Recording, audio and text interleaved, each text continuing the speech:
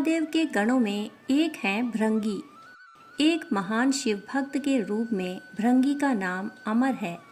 जहाँ शिव होंगे वहाँ गणेश, नंदी, श्रृंगी, भृंगी, वीरभद्र का वास अवश्य ही होगा। शिव शिवा के साथ उनके ये गण अवश्य चलते हैं। इनमें से सभी प्रमुख गणों के बारे में कहानियाँ प्रचलित हैं। क्या है शिव भक्त भृंगी की कथा? भृंगी के 3 पैर कैसे हुए? इसके पीछे एक कथा है जो हमें बताती है कि उमा शंकर के बीच का प्रेम कितना गहरा है। ये दोनों वस्तुतः एक ही हैं। दरअसल भृंगी की एक अनुचित जिद की वजह से सदा शिव और जगदम्बा को अर्धनारीश्वर का रूप धारण करना पड़ा। भृंगी महान शिव भक्त थे। सदा शिव के चरणों में उनकी अत्यधिक प्रीति थी। उन्होंने स्वप्न में भी शिव के अतिरिक्त कभी किसी का ध्यान नहीं किया था। यहाँ तक कि वह जगत जननी माँ पार्वती को भी सदा शिव से अलग मानते थे। शिवस्य चरणम केवलम के भाव में हमेशा रहते थे। उनकी बुद्धि यह स्वीकार ही नहीं करती कि शिव और पार्वती में कोई भेद नहीं है। एक बार सदा शिव के परम भक्त भृंगी कैलाश पर अपने आराध्य की परिक्रमा करने पहुंचे। सदैव की तरह महादेव की बाईं जंघा पर आदि शक्ति जगदम्बा विराजमान थी। महादेव समाधि में थे और जगदम्बा चैतन्य थी। जगदम्बा के नेत्र खुले थे। भृंगी तो आए थे शिव की परिक्रमा करने। शिव तो ध्यान मग्न थे। शिव प्रेम में भृंगी मतवाले हो रहे थे। वह सिर्फ शिव जी की परिक्रमा करना चाहते थे, क्योंकि ब्रह्मचर्य की उनकी परिभाषा अलग थी। पर क्या करें, पार्वती जी तो शिव जी के वामांग में विराजमान है। भृंगी अपना उतावलापन रोक ही न पाए। साहस इतना बढ़ गया कि उन्होंने जगदम्बा से अनुरोध कर दिया कि वह शिव जी से अलग होकर बैठे ताकि वे शिव जी की परिक्रमा कर सकें। जगदम्बा समझ गईं कि यह है तो तपस्वी, परंतु इसे ज्ञान नहीं हुआ है। अभी यह अधूरा ज्ञान है, इसलिए उन्होंने भृंगी की बात को अनसुना किया।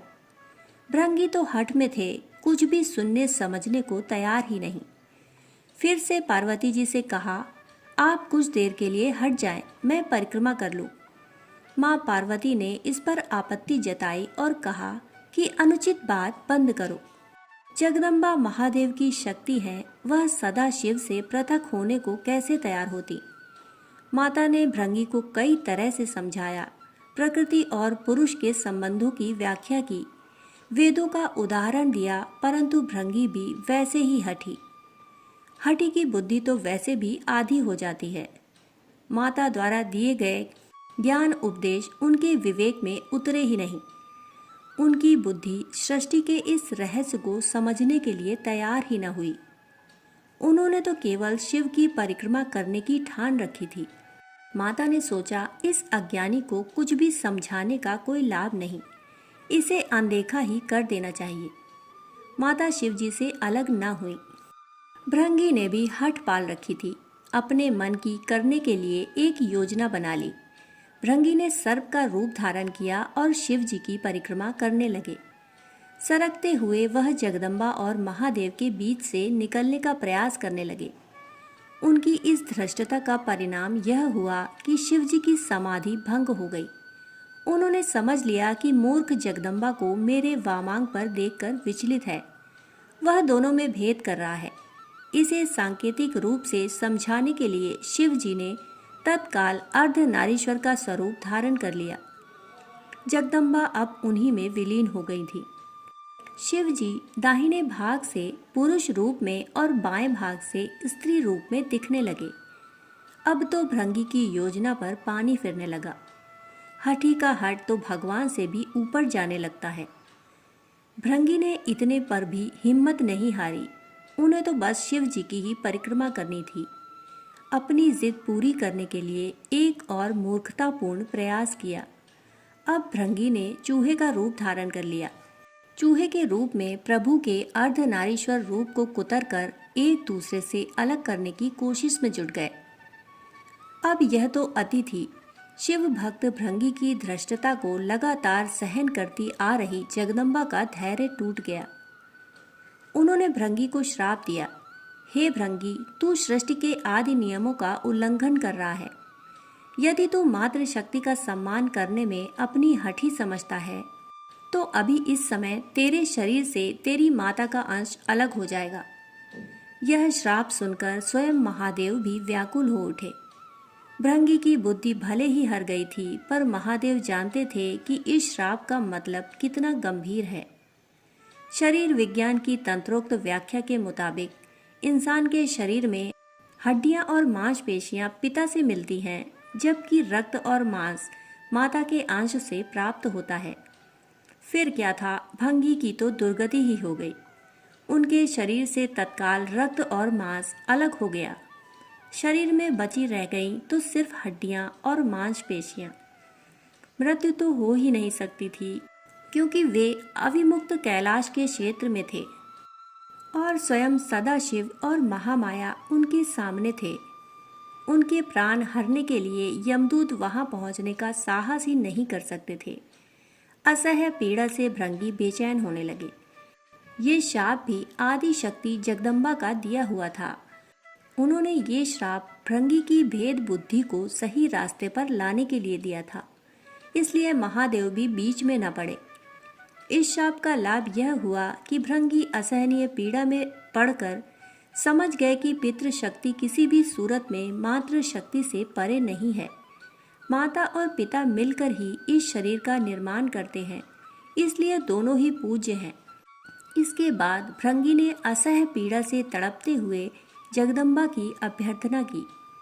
माता तो माता होती हैं, उन्होंने तुरंत उन पर कृपा की और पीड़ा समाप्त कर दी। माता ने अपना श्राप वापस लेने का उपक्रम शुरू किया, परंतु धन्य थे भक्त भृंगी भी। उन्होंने माता को श्राप वापस लेने से रोका। भृंगी ने कहा, माता, मेरी पीड़ा दूर करके आपने मेरे ऊपर बड़ी कृपा की है, परंतु मुझे इसी स्वरूप में रहने दीजिए। मेरा यह स्वरूप संसार के लिए एक उदाहरण होगा। इस सृष्टि में फिर से कोई मेरी तरह भ्रम का शिकार होकर माता और पिता को एक दूसरे से अलग समझने की भूल ना करेगा। मैंने इतना अपराध किया, फिर भी आपने मेरे ऊपर अनुग्रह किया। अब मैं एक जीवंत उदाहरण बनकर सदैव आपके आसपास ही रहूंगा। भक्त की यह बात सुनकर महादेव और जगदम्बा दोनों पुलकित हो गए। अर्धनारीश्वर स्वरूप धारण किए हुए माँ जगदम्बा और पिता महादेव ने तुरंत भृंगी को अपने गणों में प्रमुख स्थान दिया। भृंगी चलने फिरने में समर्थ हो सकें, इसलिए उन्हें तीसरा पैर भी दिया। तीसरे पैर से वह अपने भार को संभालकर शिव पार्वती के साथ चलते हैं। अर्धनारीश्वर भगवान ने कहा, हे भृंगी, तुम सदा हमारे साथ रहोगे। तुम्हारी उपस्थिति इस जगत को संदेश देगी कि हर जीव में जितना अंश पुरुष है, उतनी ही अंश है नारी। नारी और पुरुष में भेद करने वाले की गति तुम्हारे जैसी ही हो जाती है। पुरुष और स्त्री मिलकर संसार को आगे बढ़ाएं, दोनों बराबर अंश के योगी हैं। यही सिद्ध करने को मैंने अर्धनारीश्वर का रूप धारण किया। स्त्री पुरुष दोनों का अपना स्थान, अपना अस्तित्व है। इसे नकारने वाले को शिव शिवा दोनों में से किसी की भी कृपा प्राप्त नहीं होती। वह जीव मृत्यु लोक में सदा शिव शिवा की कृपा के लिए तरसता ही विदा हो जाएगा। भृंगी को वो पद प्राप्त हुआ जिसे हासिल करने के लिए इंद्रादि बड़े बड़े देवता भी लालायित रहते हैं।